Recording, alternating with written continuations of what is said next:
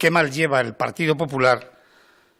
que ellos, entre intentos de privatización y terremotos, fueran incapaces de dar respuesta a las necesidades de atención sanitaria en Teruel, ni con el alcalde, ni con el hospital de Alcañiz, ni con el hospital de Teruel. Y mientras tanto, el gobierno de Javier Lambán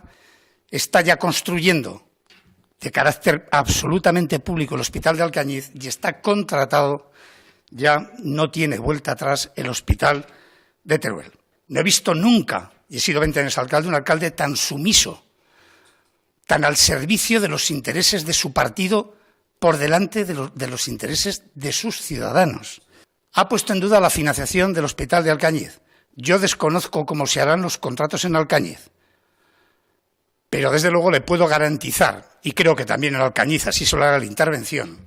que no se puede contratar una obra si no está garantizada la financiación de la totalidad de la obra. Por lo tanto, esta obra tiene principio y fecha final, el 21, que su partido ha sido incapaz de poner ni un solo ladrillo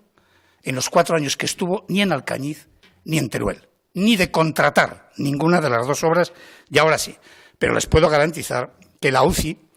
existirá en ese hospital y, sobre todo, existirá una garantía de una atención de calidad, pero sobre todo de equidad